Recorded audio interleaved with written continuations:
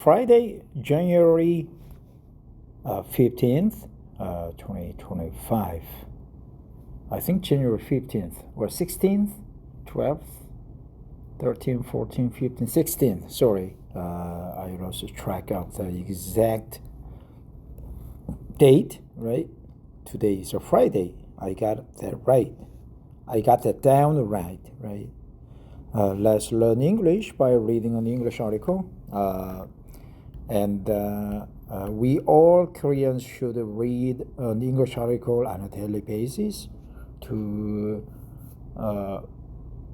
be proficient in English. If you are learning Chinese, it goes the same way. You should also read a lot of Chinese material as possible.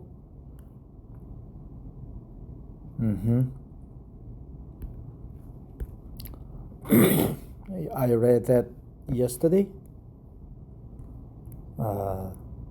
This one exclusively Beijing terror Chinese firms to okay, interesting article. I have never read this article, but let's read and learn.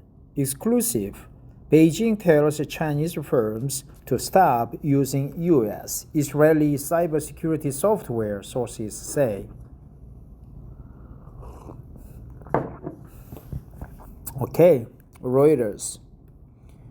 January 14th, Reuters. Chinese authorities have told domestic companies to stop using cybersecurity software made by roughly a dozen firms from the U.S. and Israel due to national security concerns, two people briefed on the matter said.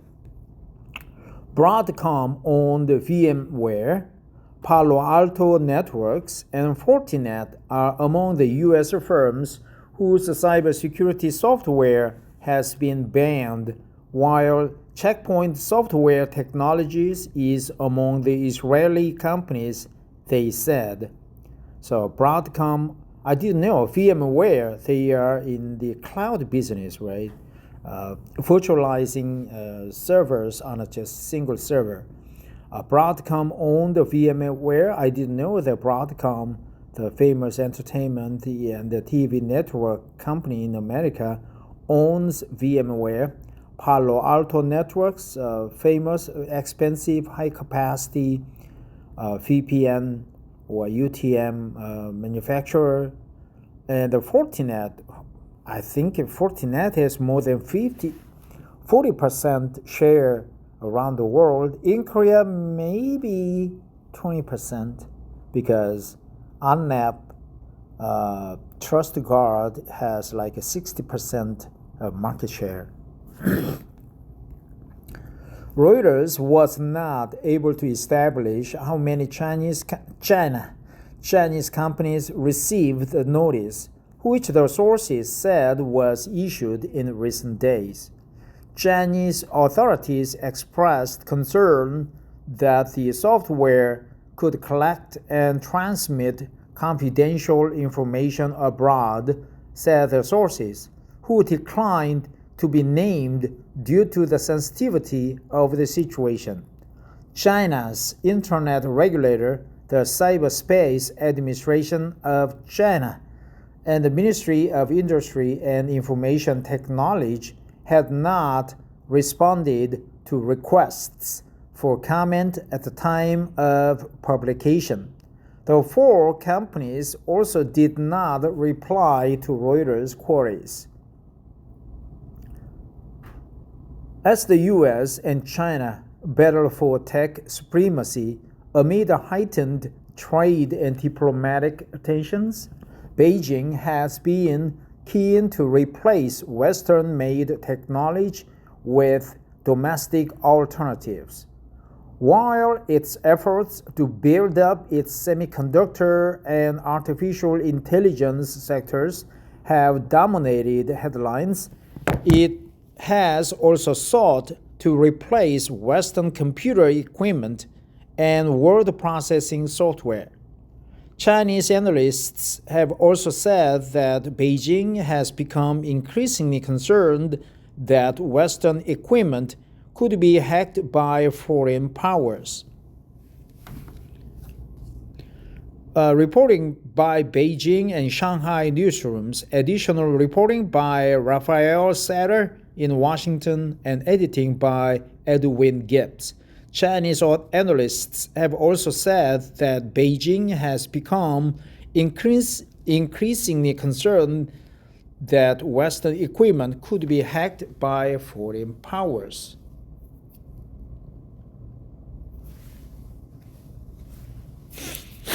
Possible? Yeah, it's possible. We never know. So it's software and compiled, then you cannot have access to the source code. So that Chinese concern is legitimate, which is based on the legitimate suspicion. China pressure weighs on Palo Alto Fortinet. Yeah, exactly. This article first appeared on Guru Focus. Palo Alto Networks, NASDAQ PANW, shares fell 1.25% on Wednesday. The decline followed a Reuters report that Chinese authorities have instructed domestic companies to stop using U.S. and Israel cybersecurity software. The directive names Palo Alto Networks, Fortinet, NASDAQ FT&T, and CyberCheck Software Technologies, NASDAQ CHKP, citing concerns that the software could collect and transmit sensitive data outside China.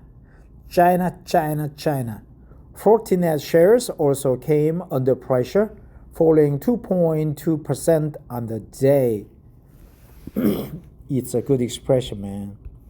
Fortinet shares also came under pressure. Fortinet shares also came under pressure. Fortinet shares also came under pressure. The move is the latest step in Beijing's broader effort to reduce reliance on Western technology in sensitive areas, while direct revenue exposure to China is limited for most U.S. cybersecurity vendors. Investors are weighing the risk of knock-on effects for international growth and the potential for retaliation elsewhere in the technology sector. Yeah, retaliation, no problem. Knock-on effects. I think it's like a domino effects, right? Knock-on effects. Despite the sell-off, Palo Alto remains up 2.33% year to date as of January 14th, 2026. Right? Remains up 22.33% year to date. Right? Despite the sell-off, Palo Alto remains up 2.33% year to date as of January 14th, 2020.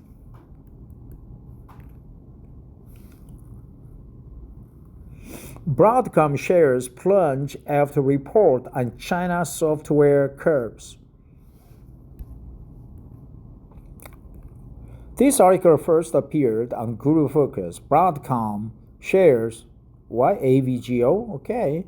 Palo Alto PNTW, Broadcom AVGO, shares slid about 5% on Wednesday after a report said Chinese authorities have told local companies to stop using certain U.S. and Israeli cybersecurity software over national security concerns, according to a Reuters report.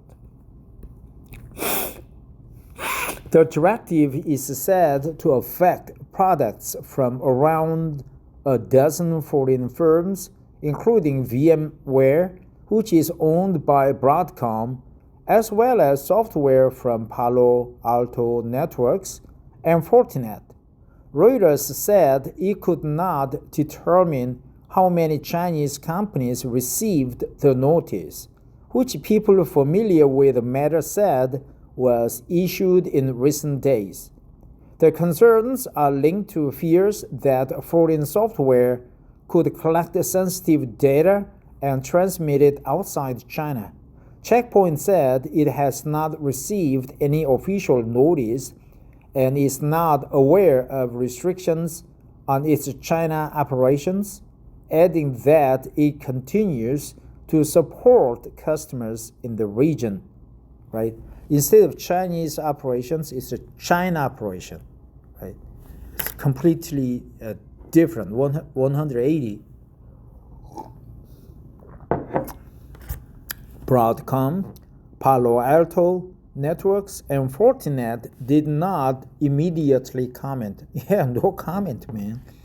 The report comes as tensions between the US and China continue over technology and cybersecurity, including limits on China's access to advanced AI chips from NVIDIA and advanced micro devices.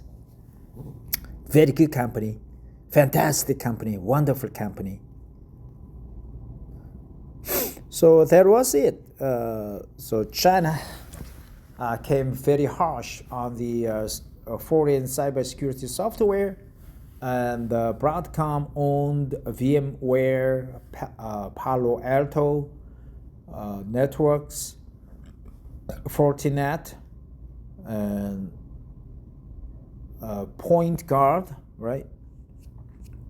Was it Point Guard? What is it? Broadcom, Reuters event. They came under pressure.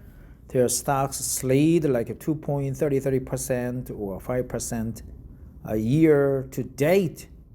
That's what despite the pressure, right? Despite the sell-off, the Reuters stocks slid 5% year to date as of today, right? Despite the sell-off, VMware, and what else? What else I try to remember here? Fortinet shares also came under pressure. Knock-on effects. Despite the sell-off, Palo Alto remains up 2.33% year to date as of January 14th, 2020. So we go and look for